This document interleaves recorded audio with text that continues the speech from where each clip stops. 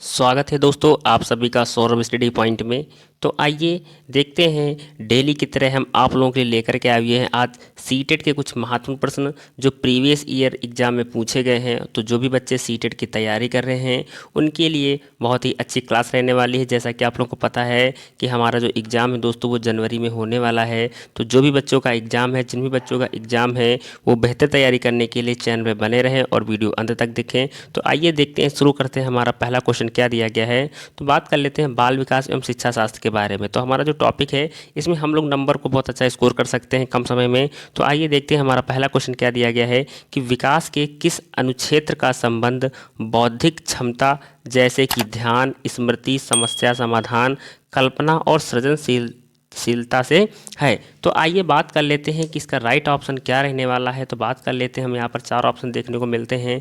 चारों ऑप्शन में से पहला ऑप्शन हमारा देखें संवेगात्मक अनुच्छेद, दूसरा ऑप्शन देगा संज्ञानात्मक अनुक्षेत्र, तीसरा ऑप्शन देगा सामाजिक अनुक्षेत्र, चौथा ऑप्शन देगा शारीरिक अनुक्षेत्र। तो अगर हम बात करें चारों ऑप्शन में से कि अवधान, चिंतन, स्मृति एवं समस्या समाधान जैसी विधियां अधिगम की संज्ञानात्मक क्षेत्र से संबंधित होती हैं। किससे? संज्ञानात्मक क्षेत्र से संबंधित होती हैं। तो इस तरह से जो हमारा सेकेंड ऑप्शन हो जाएगा, क्या हो जाएगा? करेक्ट हो जाएगा। तो जब कभी भी एग्जाम में अवधान, चिंतन, स्मृति एवं समस्या समाधान जैसी विधियों के बारे में, अधिगम के बारे में अगर पूछता है तो वो संज्ञानात्मक क्षेत्र से संबंधित हो जाएगा। तो इस तरह से सेकंड ऑप्शन जो होगा हमारा राइट हो जाएगा। तो आइए इसी के साथ में हम देखते हैं, अगले प्रश्न पर चलते हैं कि सना ने अपनी कमीज का बटन बंद करने व कमल पकड़ना सीखने से पहले गिलास और बोतल पकड़ना सीख लिया है। यह उदाहरण किस और संकेत करता है? तो अगर हम बात कर लेते यहाँ पर हैं कि क्वेश्चन में हमसे क्या पूछा रहा है कि सना ने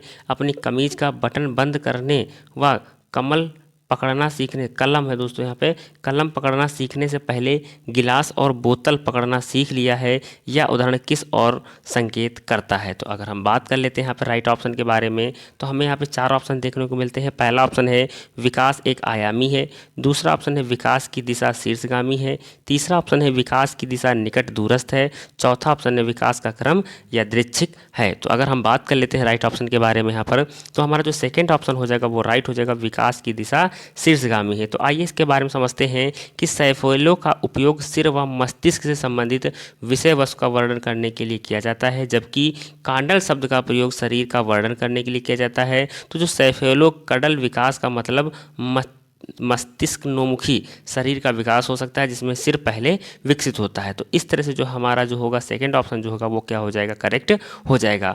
आइए बढ़ते हैं, हम अगले प्रश्न पर चलते हैं। अगला प्रश्न जैसा देखते हैं क्या पर दिया गया है कि बच्चों का विकास इनमें से किसका परिणाम है? बच्चों का विकास इनमें से किसका परिणाम है? तो आइए बात कर लेते हैं, हमें यहाँ पर चार ऑप्शन देखने को मिलते हैं। केवल आनुवंशिकता का, केवल वातावरण का, तीसरा ऑप्शन है विद्यालय और शिक्षा का, चौथा ऑप्शन है आनुवंशिकता और वातावरण के बीच परस्पर अंतर क्रिया का। तो अगर हम बात कर लेते हैं यहाँ पर राइट ऑप्शन के बारे में, तो चौथा ऑप्शन जो होगा वो हमारा यहाँ पर करेक्ट हो जाएगा कि आनुवंशिकता और वातावरण के बीच परस्पर अंतर क्रिया का। आइए इसी के साथ में हम बढ़ते हैं अगले प्रश्न पर। अगला प्रश्न जैसा कि हमको देखने को मिलता है यहाँ पर, चौथा क्वेश्चन दिया गया है कि निम्न में से कौन सा कारक प्राथमिक समाजीकरण का नहीं है? तो अगर हम बात कर लेते हैं यहाँ पर राइट ऑप्शन के बारे में कि इसका राइट ऑप्शन क्या रहने वाला है, तो निम्न में से कौन सा कारक प्राथमिक समाजीकरण का नहीं है? तो अगर हम चार ऑप्शन के बारे में बात करें तो चारों ऑप्शन में से हमारा पहला जो ऑप्शन हो जाएगा वो हो जाएगा परिवार, दूसरा ऑप्शन हो जाएगा अड़ोस पड़ोस, तीसरा ऑप्शन हो जाएगा समवयस्क, चौथा ऑप्शन हो जाएगा सरकार। तो अगर हम बात कर लेते हैं यहाँ पर राइट ऑप्शन के बारे में कि इसका राइट ऑप्शन क्या हो जाएगा, तो इसका जो राइट ऑप्शन रहने वाला हमारे यहाँ पर क्या हो जाएगा? चौथा ऑप्शन हमारा करेक्ट हो जाएगा, सरकार। तो इस तरह से जो हमारा चौथा ऑप्शन जो है वो देखने को मिलेगा। तो समाजीकरण के प्राथमिक एजेंटों के उदाहरणों में परिवार एवं द्वितीयक एजेंट में डे केयर, स्कूल, सहकर्मी एवं मीडिया समूह एवं सरकार आदि शामिल है। तो इस तरह से जो हमारा चौथा ऑप्शन हो जाएगा क्या हो जाएगा? करेक्ट हो जाएगा। आइए देखते हैं जो सीटेट के जो महत्वपूर्ण प्रश्न हैं जो हम आप लोगों को करा रहे हैं वो एग्जाम में बहुत ही हेल्प करने वाले हैं। तो बात कर लेते हैं पहले अगले प्रश्न के बारे में कि हाइंस की दुविधा पर बच्चों की प्रतिक्रिया के आधार पर लॉरेंस कोलबर्ग ने विकास की किन विभिन्न अवस्थाओं का प्रतिपादन किया? तो किन विभिन्न अवस्थाओं का प्रतिपादित किया था? तो आइए बात कर लेते हैं हम यहाँ पर राइट ऑप्शन के बारे में। तो जैसा कि देखते हैं कि यहाँ पर चार ऑप्शन देखने को मिलते हैं। पहला ऑप्शन है नैतिक विकास का, दूसरा ऑप्शन है सामाजिक विकास का, तीसरा ऑप्शन है मनोवैज्ञानिक विकास का और चौथा ऑप्शन है व्यक्तिगत विकास का। तो आइए बात कर लेते हैं यहाँ पे राइट ऑप्शन के बारे में। अगर हम बात करें तो नैतिक विकास जो हमारा जवाब होगा वो हमारा क्या हो जाएगा, करेक्ट हो जाएगा। तो कोहलबर्ग का नैतिक विकास का सिद्धांत एक ऐसा सिद्धांत है जो इस बात पर केंद्रित है कि बच्चे कैसे नैतिकता एवं नैतिक तर्क विकसित करते हैं। एग्जाम में पूछने ये भी पूछा जा सकता है कि नैतिक विकास का सिद्धांत किसके द्वारा प्रतिपादित हुआ, तो कोहलबर्ग के द्वारा दिया जाएगा। तो ये भी हमारा जो ऑप्शन हो जाएगा एक तरह से देखने को मिल सकता है। तो इस तरह से इसका जो हमारा पहला ऑप्शन हो जाएगा क्या हो जाएगा, करेक्ट हो जाएगा। आइए देखते हैं, इसी के साथ में हम अगले प्रश्न पर चलते हैं। अगला प्रश्न हमारा क्या रहने वाला है कि 9 वर्षीय लीला ने बटनों के संग्रह को उनके माप के अनुसार वर्गीकृत किया। उसने सभी समूह के बटनों को एकत्रित किया, फिर उन्हें उनके छेदों के आधार पर दोबारा वितरित किया। तो जीन पियाजे के अनुसार अगर बात करें कि जीन पियाजे संज्ञानात्मक विकास के सिद्धांत के अनुसार लीला विकास के चरण पर है। तो किस चरण पर हमको बताना है, तो आइए हम बात कर लेते हैं यहाँ पर राइट ऑप्शन के बारे में। तो 4 ऑप्शन दिए गए हैं। चारों ऑप्शन में से पहला ऑप्शन हमारा पूर्व संक्रियात्मक चरण पर है, दूसरा ऑप्शन है अमूर्त संक्रियात्मक चरण पर है, तीसरा ऑप्शन है मूर्त संक्रियात्मक चरण पर है और चौथा ऑप्शन हमारा यहाँ पर संवेदी गामक। अगर हम बात कर लेते हैं यहाँ पर राइट ऑप्शन के बारे में तो हमारा थर्ड ऑप्शन जो होगा वो करेक्ट हो जाएगा, मूर्त संक्रियात्मक चरण पर है। तो जो लीला जो है वो विकास के मूर्त संक्रियात्मक चरण पर है। तो इस तरह से जो हमारा राइट ऑप्शन क्या हो जाएगा, थर्ड ऑप्शन जो होगा वो हमारा करेक्ट रहने वाला है। तो आइए बात कर लेते हैं थोड़ा सा पियाजे के बारे में कि पियाजे के संज्ञानात्मक विकास के सिद्धांत एग्जाम में देखने को मिल सकता है कि संज्ञानात्मक विकास किसके द्वारा प्रतिपादित किया गया, तो पियाजे के द्वारा किया गया। और मूर्त संक्रियात्मक चरण जो है वो तीसरा चरण है। बात कर लेते हैं कि यह अवधि मध्य बचपन के समय तक फैली हुई है। यह 7 साल की उम्र के आसपास शुरू होती है एवं लगभग 11 साल की उम्र तक तार्किक विचार के साथ जारी रहती है। तो इस तरह से जो हमारा थर्ड ऑप्शन हो जाएगा क्या हो जाएगा, करेक्ट हो जाएगा। आइए बात कर लेते हैं अगले प्रश्न के बारे में कि जब बच्चे अपने अनुभवों को अपने वर्तमान स्कीमा में समाहित करते हैं तो इसको कहते हैं। तो जब बच्चे अपने अनुभवों को अपने वर्तमान स्कीमा में समाहित करते हैं तो इसको क्या कहते हैं, तो पहला ऑप्शन है आत्म सातीकरण, दूसरा ऑप्शन है समायोजन, तीसरा ऑप्शन है केंद्रीयता और चौथा ऑप्शन है संरक्षणता। तो अगर हम बात कर लेते हैं राइट ऑप्शन के बारे में तो फर्स्ट ऑप्शन जो होगा वो हमारा करेक्ट हो जाएगा। आत्म सातीकरण जो हमारा जवाब होगा वो क्या हो जाएगा, करेक्ट हो जाएगा। तो अगर बात कर लेते हैं कि आत्म सातीकरण का मतलब क्या होता है, यानी आत्मसात तब होता है जब अपने स्कीमा जिसे हम पहले से जानते हैं, स्कीमा का मतलब जिसे हम पहले से जानते हैं, में स्कीमा में फिट होने के लिए नई जानकारी को संशोधित या बदलते हैं। यह नई जानकारी या अनुभव रखता है, साथ हमारे दिमाग से पहले मौजूद चीज़ों को जोड़ता है। तो इस तरह से जो हमारा पहला ऑप्शन हो जाएगा वो क्या हो जाएगा, करेक्ट हो जाएगा। आइए इसी के साथ में हम बढ़ते हैं अगले प्रश्न पर। अगला प्रश्न हमारा क्या देखने को मिलता है कि लेव वाइगॉत्स्की के संज्ञानात्मक विकास के सिद्धांत को कहा जाता है। तो जो लेव वाइगॉत्स्की के जो संज्ञानात्मक विकास है इसको क्या कहा जाता है, क्योंकि वे तर्क देते हैं कि बच्चों का सीखना संदर्भ में होता है। तो आइए हम बात कर लेते हैं राइट ऑप्शन के बारे में। तो पहला ऑप्शन हमारा यहाँ पे दिया गया मनोगतिक, पहला ऑप्शन है मनोगतिक, दूसरा ऑप्शन है मनोलैंगिक, तीसरा ऑप्शन है सामाजिक सांस्कृतिक, चौथा ऑप्शन है व्यवहारात्मक। तो अगर हम बात कर लेते हैं राइट ऑप्शन के बारे में तो थर्ड ऑप्शन जो होगा हमारा क्या हो जाएगा, करेक्ट हो जाएगा। तो सामाजिक सांस्कृतिक जो जवाब होगा क्या हो जाएगा, करेक्ट रहने वाला है। तो आइए अगला प्रश्न देखते हैं कि अगला प्रश्न हमारा क्या है। दिया गया है कि जब कोई अध्यापिका किसी विद्यार्थी को उसके विकास निकट दूरस्थ स्थित ZPD पर पहुंचने के लिए सहायता को उसके निष्पादन के वर्तमान स्तर के अनुरूप ढालती है तो अध्यापिका किस नीति का प्रयोग कर रही है। तो आइए बात कर लेते हैं कि अध्यापिका इस तरह में किस तरह की नीति का उपयोग कर रही है। तो पहला ऑप्शन दिया गया है सहयोगात्मक अधिगम का प्रयोग, दूसरा ऑप्शन है अंतर पक्षता का प्रदर्शन, तीसरा ऑप्शन है स्कैफोल्डिंग, चौथा ऑप्शन है विद्यार्थी में संज्ञानात्मक द्वंद्व पैदा करना। तो आइए बात कर लेते हैं यहाँ पर राइट ऑप्शन के बारे में।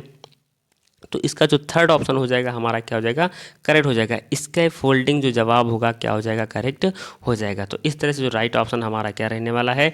अगर बात कर लेते हैं स्कैफोल्डिंग क्या होता है कि सीधे समीपस्थ विकास के क्षेत्र से संबंधित है। किससे संबंधित है, सीधे समीपस्थ विकास के क्षेत्र से संबंधित है। इसको हम लोग क्या बोलते हैं, स्कैफोल्डिंग के नाम से जानते हैं। आइए इसी के साथ में हम बढ़ते हैं अगले प्रश्न पर। अगला प्रश्न है कि एक प्रगतिशील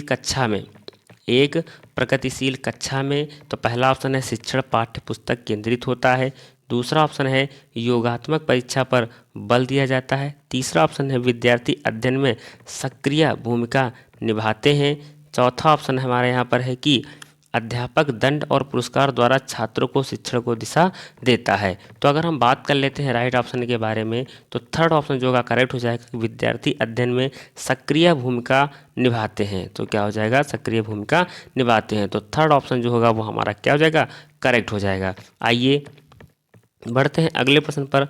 अगला प्रश्न हमारा क्या दिया गया है कि बुद्धि कौशल उस कौशल की ओर संकेत करता है जो कि दूसरों के मनोदशाओं, स्वभावों और आशाओं का पहचानता है तथा उन पर प्रयुक्त प्रतिक्रिया देता है। तो क्या क्वेश्चन में पूछा जा रहा है कि बुद्धि कौशल उस कौशल की ओर संकेत करता है जो कि दूसरों के मनोदशाओं, स्वभावों और आशयों को पहचानता है तथा उन पर उपयुक्त प्रतिक्रिया देता है। तो अगर हम बात कर लेते हैं यहाँ पर राइट ऑप्शन के बारे में कि इसका राइट ऑप्शन क्या हो जाएगा, तो अंतर्वैयक्तिक क्या हो जाएगा, अंतर्वैयक्तिक जो जवाब होगा हमारा करेक्ट हो जाएगा। तो पहला ऑप्शन जो होगा हमारा इस तरह से राइट रहने वाला है। आइए देख लेते हैं अगले प्रश्न पर चलते हैं कि अगला प्रश्न हमारा क्या है कि राष्ट्रीय शिक्षा नीति 2020 यह प्रस्ताव रखती है। राष्ट्रीय शिक्षा नीति जो 2020 है वो यह प्रस्ताव रखती है। तो पहला ऑप्शन दिया गया है कि प्राथमिक कक्षाओं के बच्चों को उनके घर की या स्थानीय भाषाओं में पढ़ाया जाना चाहिए। तो जैसा कि आप लोग क्वेश्चन का ऑप्शन पढ़ेंगे तो हमारा पहला ही ऑप्शन जो होगा वो हमारा करेक्ट हो जाएगा। तो राष्ट्रीय शिक्षा नीति जो 2020 है उसमें बताया गया है कि प्राथमिक कक्षाओं के बच्चों को उनके घर की या स्थानीय भाषाओं में पढ़ाया जाना चाहिए। तो इस तरह से जो हमारा पहला ऑप्शन हो जाएगा क्या हो जाएगा, करेक्ट हो जाएगा। आइए देखते हैं अगला प्रश्न हमारा क्या दिया गया है। अगले प्रश्न के बारे में बात कर लेते हैं कि एक विद्यालय बैडमिंटन प्रतियोगिता के लिए विद्यार्थी का चयन करते समय एक विद्यालय बैडमिंटन प्रतियोगिता के लिए विद्यार्थियों का चयन करते समय क्या दिया गया कि लड़कों को और संगीत प्रतियोगिता के लिए लड़कियों को प्राथमिकता देता है, यह सूचित करता है। तो यह किसको सूचित करता है, तो आइए बात कर लेते हैं राइट ऑप्शन के बारे में कि लड़कों को और संगीत प्रतियोगिता के लिए लड़कियों को प्राथमिकता देता है। तो यह क्या सूचित करता है, तो आइए बात कर लेते हैं राइट ऑप्शन के बारे में। पहला दिया है कि जेंडर स्थायित्व, दूसरा ऑप्शन है जेंडर पहचान, तीसरा ऑप्शन है जेंडर समानता और चौथा ऑप्शन है जेंडर रूढ़िबद्धता। तो इस तरह से जो हमारा अगर राइट ऑप्शन के बारे में बात करें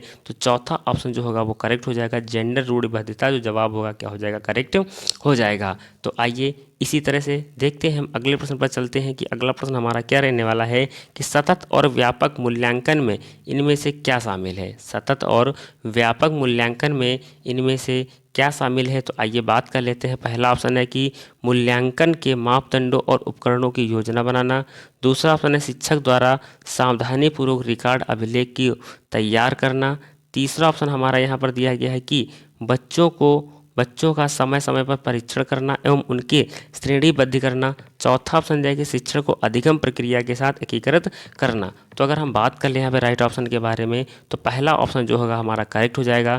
तो पहला, दूसरा और चौथा जो हमारा ऑप्शन होगा वो करेक्ट हो जाएगा। हमारा जो तीसरा ऑप्शन है वो दोस्तों सही नहीं होने वाला है। तो इस तरह से जो हमारा पहला ऑप्शन हो जाएगा क्या हो जाएगा, करेक्ट रहने वाला है। तो इसी तरह से एग्जाम में आएगा और आप लोगों को क्वेश्चन को बहुत अच्छे से पढ़ना है, पढ़ने के बाद ही उसको ऑप्शन को सही से टिक करना है। तो आइए देखते हैं हमारा अगला प्रश्न क्या दिया गया है कि राष्ट्रीय शिक्षा नीति 2020 के अनुसार आकलन के लिए अंतर्निहित सिद्धांत क्या होना चाहिए। तो आकलन के लिए अंतर्निहित सिद्धांत क्या होना चाहिए, तो बात कर लेते हैं।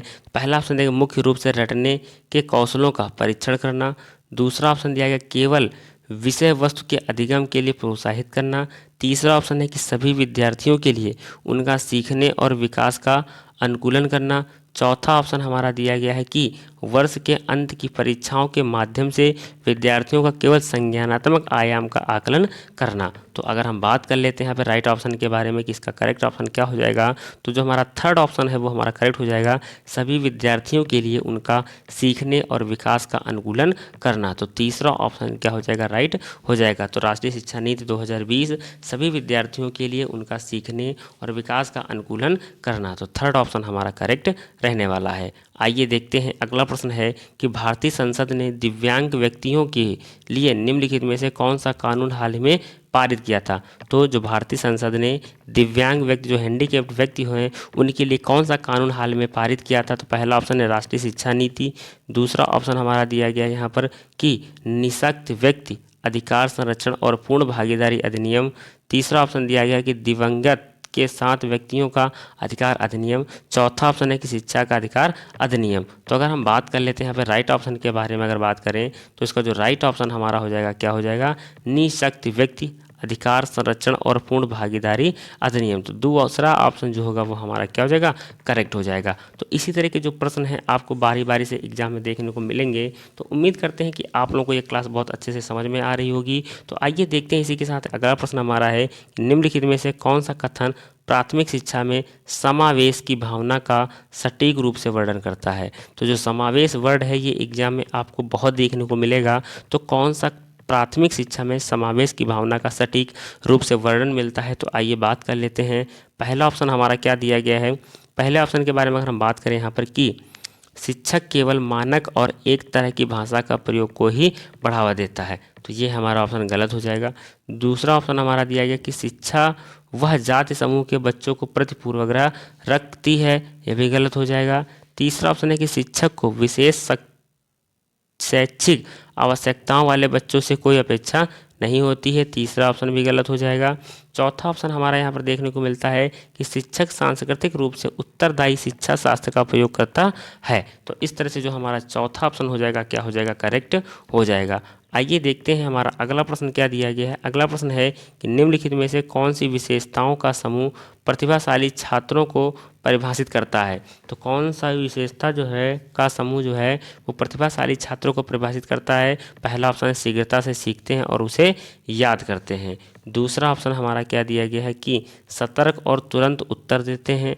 तीसरा ऑप्शन है तत्पर होकर बेहतर प्रदर्शन करते हैं। तो अगर हम बात करें राइट ऑप्शन के बारे में तो थर्ड ऑप्शन करेक्ट हो जाएगा। तो पहला, दूसरा और तीसरा तीनों ऑप्शन जो होगा वो हमारे क्या हो जाएंगे? करेक्ट पूरी तरह से रहने वाले हैं। तो आइए इसी के साथ में हम बढ़ते हैं अगले प्रश्न पर। अगला प्रश्न हमारा यहाँ पर क्या दिया गया है कि निम्नलिखित में से कौन सी शैक्षणिक प्रणाली अत्यधिक दृष्टिबाधिता से जूझते हुए विद्यार्थियों के समावेशन हेतु प्रभावशाली नहीं है? तो क्या क्वेश्चन में पूछा जा रहा है कि निम्न में से कौन सी शैक्षणिक प्रणाली अत्यधिक दृष्टिबाधिता से जूझते हुए विद्यार्थियों के समावेशन हेतु प्रभावित नहीं है? तो अगर हम बात करें यहाँ पर राइट ऑप्शन के बारे में अगर हम बात कर लें कि इसका करेक्ट ऑप्शन क्या हो जाएगा, तो दोस्तों चौथा ऑप्शन जो है वो हमारा राइट हो जाएगा कि दृश्यात्मक प्रस्तुतिकरण देने के लिए कंप्यूटर का उपयोग। तो दृश्यात्मक प्रस्तुतिकरण देने के लिए क्या होना चाहिए? कंप्यूटर का उपयोग होना चाहिए। तो इस तरह से जो हमारा चौथा ऑप्शन हो जाएगा करेक्ट हो जाएगा। आइए देख लेते हैं हमारा अगला प्रश्न क्या है